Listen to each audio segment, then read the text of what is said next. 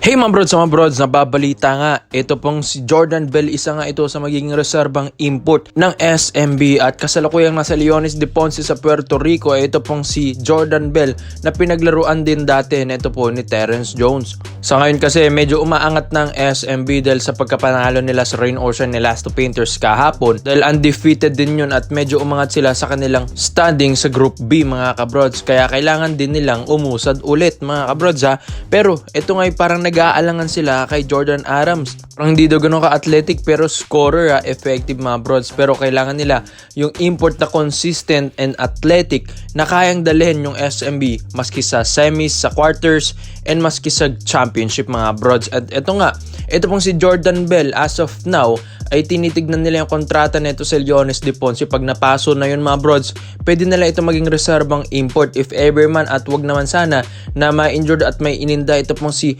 Jordan Adams ay i-activate nila ito pong si Jordan Bell. Ang dami na rin nating mga na-i-vlog na mga ibang imports na gagawing reserba ng SMB dahil ito pong SMB ay alanganin nga dito sa Group B mga kabrods. Kung hindi man nila mapalitan yung import nila na hindi masyadong gumagawa ay talaga mahirapan ng SMB. Pero as of now naman, ang ganda naman ng ginagawa ni Jordan Adams mga brods. Pero itong si Jordan Bell ay kakaiba rin import ito mga brods. Kung nanonood kayo dati ng Golden State Warriors taong 2017 to 2019, isa si Jordan Bell sa mga nagpakilala dyan sa NBA pa yun mga brods ha. Dami na rin niyang napunta ng Minnesota, Memphis 2020, Washington Wizards naman 2021. Huling laro na niya yung NBA season 2021 to 2022 kahit papano medyo fresh pa dun sa Chicago Bulls sa mga kabrods ha.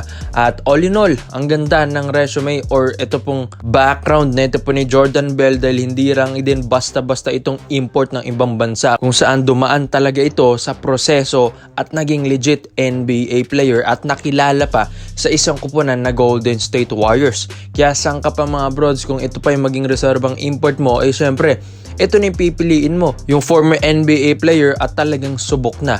Sa laruan ni Bell, sa kanyang skill set mga brods, may shooting kahit papano, pero mas shooter at mas scorer si Jordan Adams ha. Pero pagdating sa athleticism, sa defense, sa mga chase down blocks mga brods, sa ilalim, ay ilista mo na kay Jordan Bell na yan mga brods. Sa SMB rin kasi kailangan din ng katulong ni Jermar Fardo sa ilalim, lalong-lalo na pag na-box out ito pong si Abay, wala na masyadong tumatalon sa SMB bukod kina CJ Perez. Mga kabrods ha, kailangan talaga nila ng mga ganitong player or import na katulad ni Jordan Bell. Ito nga daw pong si Jordan Adams medyo mabigat-bigat at nahihirapan sa rebounding mga kabrods. Di man siya ganun ka-scorer ni Jordan Adams mga brods, pero itong si Jordan Bell ay effective dahil sabi nga nila defense wins championship, kung saan yun ang pinaka-specialty niya. Depensa talaga mga brods at talagang maaasahan mo ito. Hindi lang naman pang depensa ito, hindi naman ito makakapasok ng NBA, di ba mga brods, kung wala ring opensa. Kaya kung makikita nyo yung mga highlights and clips nito,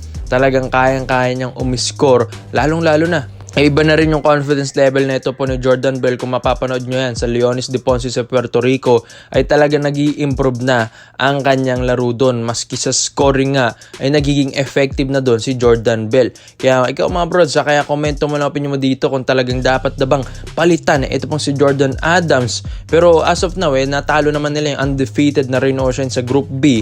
Malay natin mga kabrods, ay dito na angat-angat ang SMB. Pero meron pa rin pagkakataon na gusto nilang palitan yung import nila if ever man si Jordan Bell ang isa sa mga nasa listahan nila mga kabrods. Dito naman po tayo sa kabilang balita naman natin mga brods, ay ito nga pong si Greg Slaughter.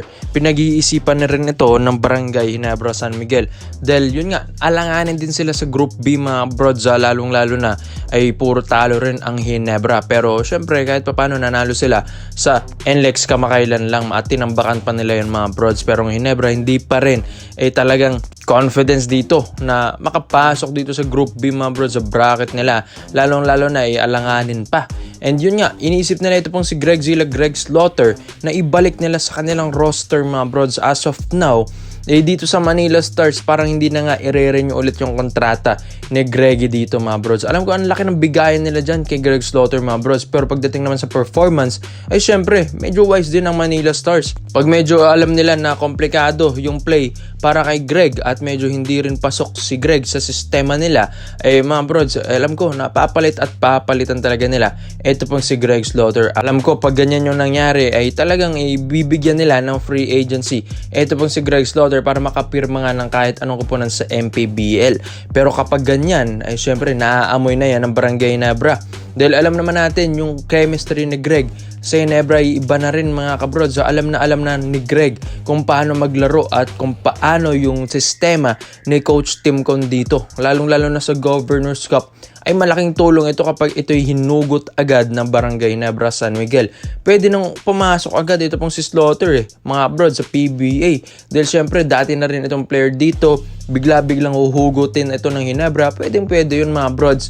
Pero nasa Ginebra na yan kung talagang kukunin nila si Greggy.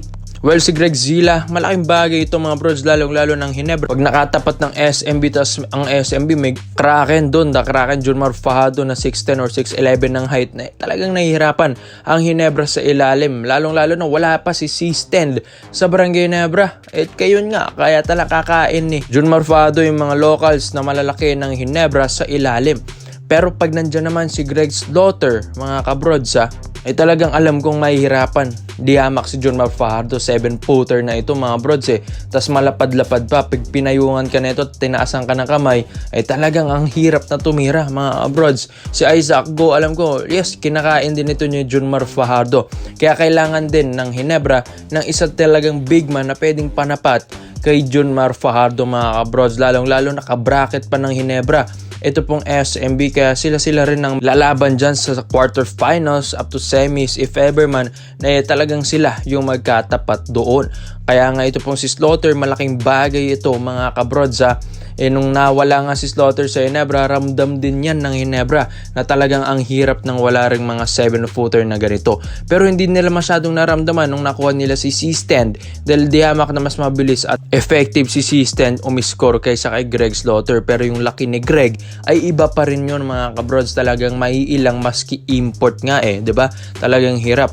Yung presence ni Greg ay malaking bagay mga kabrods Pinag-iisipan na ng Barangay Nebra San Miguel kung pwede nilang hugutin si Greg Slaughter from Manila Stars to Governor's Cup 2024 as of now kasi talagang lapit nang matapos yung bracketing ng mga points dyan mga broads dito sa Group A and Group B. Kaya kailangan ng Ginebra ay mag-ready rin sa quarterfinals if ever man na makapasok sila. Kaya ito pong si Slaughter, isa rin ito sa mga talagang pag-asa nila sa ilalim.